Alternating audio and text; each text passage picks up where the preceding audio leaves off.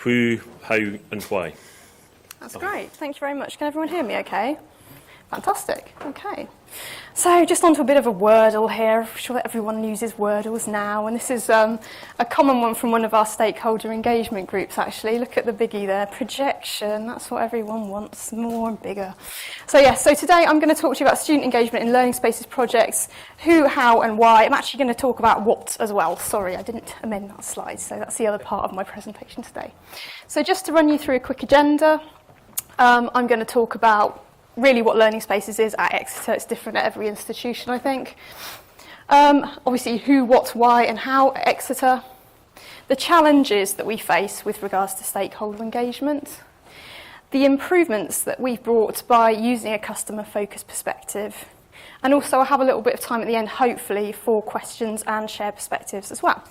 Is there anything else that anyone else would like me to cover, or is that okay? Anything else at all? No? All good? Excellent. Perfect. So, just to give you a quick run through of what Learning Spaces is at Exeter University, we formed in January 2013, which was in response for a demand for a consolidated service. Previously, all of these elements had sat in different teams, which made some of the operations quite challenging. I'm head of Learning Spaces. I'm responsible for timetabling. We've got Jim Major there on the phone, obviously doing some timetabling. Our room booking service as well. We've got AV development and maintenance, which is headed up by Rob Beringer, who you might see at some point in the conference. And we've got the lovely Jill Snelling, who does all of the AV support services. The other part of it is the client-side project management, and I kind of do all of that. I don't really have anyone else to work with on that one. So as Steve said yesterday, we've invested a tremendous amount of money in our teaching developments over the last 5 years. We've had the forum development at £48 million, our Cornwall campus investment about £10 million, and also our medical school investment, which is around about 15 mil.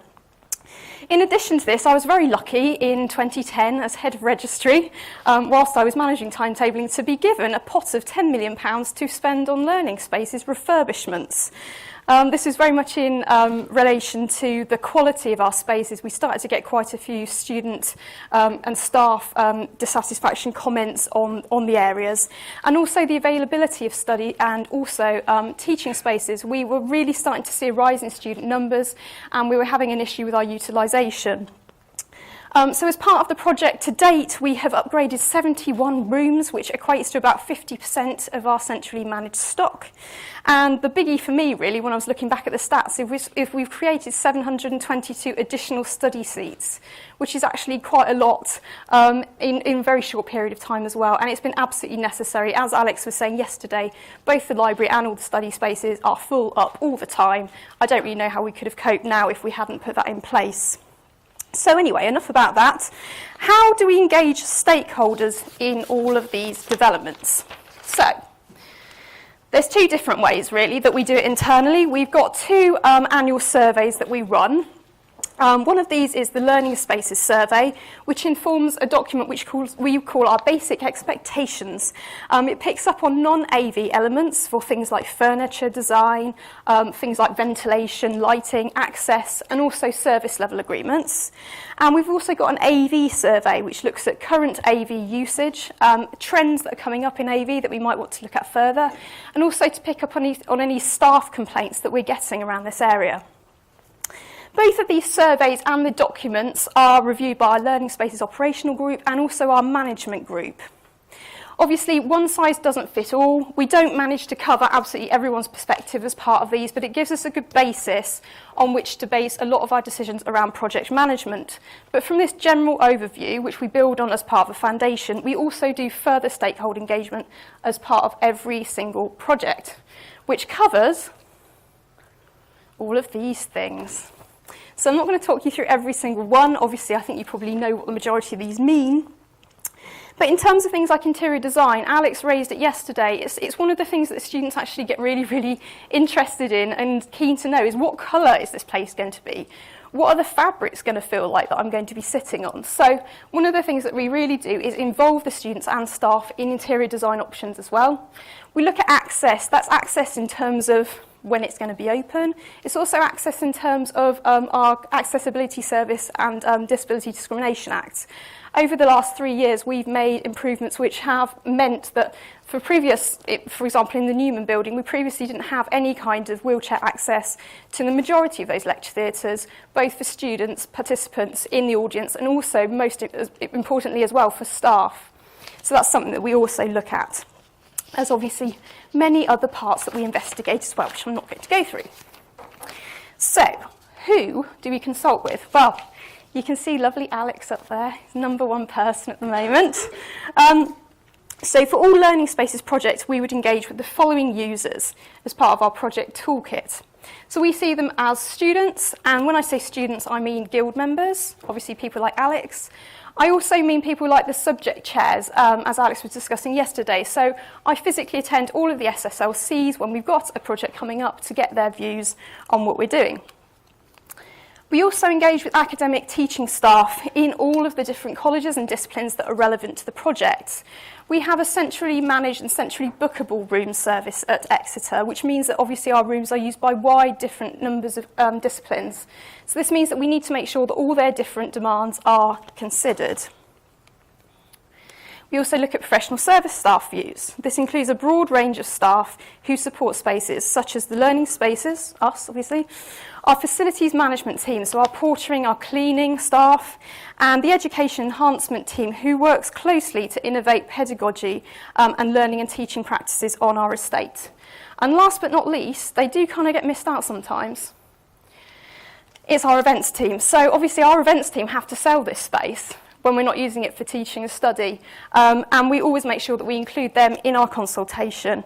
Often also we need to make sure that they'll actually physically give us the space during the summer period, which can be a bit of an issue. So why do we do this? Well, basically, if we don't know what the customer wants, and we don't know how to improve the student and user experience, we can't deliver a suitable project. We need to look at what the deliverable must-haves are. Money is in short supply. If we fail in a project and waste money and resources later, we'll find that, for example, we need to make tweaks, the user experience is poor, it's just something that we want to try and avoid. We also want to innovate, and we find that one of the best ways to gain staff views on innovation is actually to include them in this process. We have pushed on quite a few things, for example, getting rid of things like OHPs, chalkboards, all the rest of it, because we've had some consensus there from the academic community.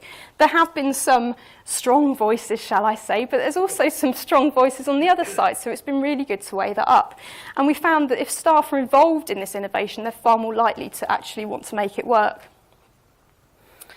And the other thing we've done is we've empowered our stakeholders. So as Alex was saying yesterday, I think the student community really feel that they are part of this, and it builds trust. So from an academic point of view as well, they trust that the changes that we are going to bring in are going to be of benefit to them and also their staff. We've obviously improved NSS scores, as Steve said yesterday in the presentation, and also we have reduced the number of staff complaints that we've had with regards to learning spaces issues. So in terms of our project consultation, this is a kind of average example of what we do for summer projects. So in the September-December time, we start to get approval via our Learning Spaces management group.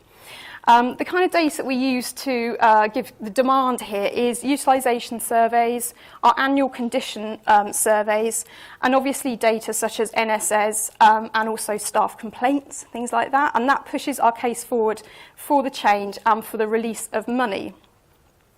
Once it's gone through Learning Spaces Management Group, it doesn't mean that we get the cash, of course. We have to go through and up to 3 different budget scrutiny groups. If anything is in the region of 1.5 million and above, it will go to our council. So obviously that can take some time to get the approval through. So in January, March time is when we kick off our stakeholder group meetings. As I said earlier in the earlier slide, we will include all of those range of people at these meetings, and we generally have 3. We have one meeting really to draw together and give a brief overview of what we're trying to achieve as part of the project. We'll then take on views at that meeting that we will distill into a kind of rough guide at the second, which we'll get feedback and comments on. And then at the third meeting, we'll really confirm exactly what the project is going to be and what we will take forward. In March, April time, we communicate the final plans to everyone and sense check. Now, one of the important things at this stage, obviously, is we'll find out whether we can actually afford to do what we want to do. And as I said yesterday in Alex's presentation, one of the things that we do at this stage is confirm actually we might have to value engineer certain things out of the project, but because we've actually done a prioritisation scheme ahead of that, which has been agreed on by everyone, everyone generally accepts the decisions that we make, which is good. So in June and September, we obviously start the project, so that's where we are at the moment. Peter Chalk Centre is just being ripped apart as we speak. And at this stage, we really do quite wide consultation on the project updates. We then move into orientation events, which Jill's team manages in September time. We used to call them training, but the academics don't like them being called training events, so we call them orientation events so that they get to see what the new spaces are like. And they're actually pretty popular. It could be better, but I think we're getting there on that one. And then lastly, obviously, everyone that's been included on the stakeholder group will also be included on the post-occupancy review process. Okay, so how with student engagement? Now, Alex did discuss some of this yesterday, so I don't want to go through all of it in detail. He talked about the direct approaches that I would make. So, as he said, I would attend the student staff liaison committees. This is a method of obtaining really good and quite detailed feedback from a representative sample. The other thing I've done is just set up a stall in the street and just speak to any students that are coming past. Just grab them, give them some chocolate. I actually get quite good feedback from that method. It's quite good when there's something exciting, there's something tactile and physical to look at or feel. They really, really enjoy that and they feel they're part of the process. And as Alex said, it meant that Expose got hold of it as well in a positive way and actually created a media story, which was great. The other thing we use, and we don't really know whether this is a particularly good method or not, is our student news in brief. And again, that's an email distributed newsletter. It's quite helpful, but we know that can't be the only route. In terms of student-led comms, as we were saying about Expose, this is generally better read than any of the university comms, so actually it gets wider coverage. We've also used social media. In one of the stakeholder group meetings we had the Guild VP participation there, and he was actually tweeting on different colours and different designs, which was great because we were getting feedback there and then from a wide range of students. And the Guild have also run surveys for us in the past. In fact, they did one from us very recently on lecture capture, and we find that that's a really good way of getting more replies back than we would if we had directly approached people. In addition to that, we also do quantitative research. For example, like Steve does, I read through all the NSS comments that relate to learning resources. We also look at things like PC usage stats and also usage patterns in all of the spaces. And I also go and watch people and observe them as well. So in terms of how we contact and relate to staff, there's still, I'm sure this is the case at many institutions, a lot of committees that you can get on and speak to people at. And they've also got a wide range of stakeholders there in terms of professional services staff and also academic staff. So that is one of the first places we often start. We obviously discussed surveys earlier in terms of learning spaces surveys and AV surveys, and they're very useful in determining trends and also quite specific feedback and little niggles that people might have. Other research that we do includes reviewing staff complaints or feedback about spaces. One of the things that's quite helpful as I manage the timetabling team is reviewing room changes that we have from timetabling. So once the timetable is actually processed and released, if you're getting hundreds and hundreds of complaints or room change requests for one particular room, you know there's something going on there. And also we look at the attributes of rooms and the utilisation on that basis as well. It might be that in one room they, for example, got obviously something like lecture capture and the utilisation of that room is extremely high. That gives you an indication you might need to put lecture capture in another room of a similar size, for example. As with students, we keep staff updated on projects throughout, through the staff newsletter. We don't actually know if they read their emails either, but it's one way that we try and contact them. And also, we've got quite a new website and an e-newsletter, which we also do through our website. So on to some of the main challenges that we've encountered. So obviously, innovative technology has often resulted in staff unwilling or unable to change. So one of the ways that we've tried to work through that is by doing these orientation events. Our support teams are very open and engaged to helping users. And the other thing that we've done is we've standardised provision across the different room categories, which also helps. So obviously, if you go into a room, everything's different every single time. That's going to be a problem. So balancing needs, as I was saying, listening to the loud voices. So we've done this through broad annual consultation, as I've discussed, to get a general view, and then specific areas are tackled with stakeholder engagement, which is representative across different disciplines, student groups and services. So budget estimates. Again, as I said earlier, we've made it very clear to all of the groups that budget estimates often change and expectations might also have to change.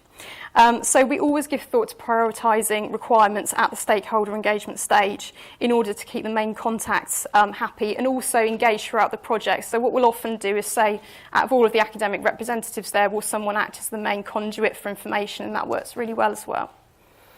And Alex also discussed this yesterday, kind of student population turnover. So we have tried to get a good cross-section of students from first years through to PGT and PGR. We also involve the Guild and also the Guild main executive at all stages and get them to champion the spaces before they leave, which is another key part of that as well. So where we are now, what have the changes in stakeholder engagement brought us in terms of improvement? Well, I said earlier, NSS improvement, and Steve has said this in his talk yesterday, going from 60th to 18th place in terms of learning resources in the NSS has been a massive, massive thing for us. It's meant that we've brought in more innovation in teaching rooms. We've now got plectrum tables, collaborative lecture theatres, for example. We've got rid of blackboards and OHPs, and also we're getting into more innovative technology in other rooms we're doing this summer. In terms of better handling of acceptance into service, we found that actually engaging our facilities team at this stage means that we've had fewer breakages, we've had a reduction in the degradation of space because people actually know how to keep it, maintain it, and also it means that we've resulted in better fault reporting because the facilities management teams actually know when something's wrong and they're far more likely to take ownership for it and actually report it so that it gets handled. We've also had fewer complaints from staff, as I said earlier, because the rooms are appropriate for their teaching needs. And we've also found a better utilisation in our spaces across the board, which is absolutely critical in meeting our student numbers growth expansion. So just to show you two quotes that we've had, one staff, one student. This is one from the lovely Alex Louch. He said to me that Elaine has kept the Guild and the student body in touch throughout the project and fought for what the students want. And slightly less highly praised, but despite frequent trips to other universities, I feel Exeter Prison is excellent in comparison with our other competitors. Now, that is quite great praise indeed, actually. So I'm going to leave you there. I'm happy to take any questions. Thanks very much for your time.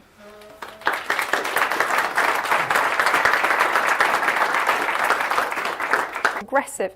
And I do think that that kind of discussion that happens there on an academic level is often a lot better than me telling them that it's good for a reason. So that's one of the ways that we've managed it. And as I say, in other ways, we have made some concessions. If it's absolutely essential from that discipline's perspective that we do things in a certain way, we wouldn't want to say, okay, in that case, we're going to completely ignore it, because that would mean ultimately they probably wouldn't want to be timetabled into that space, and it would make it far more painful for us from that point of view. So we kind of give it a little, and I find that the other bits are often taken up by the other academics.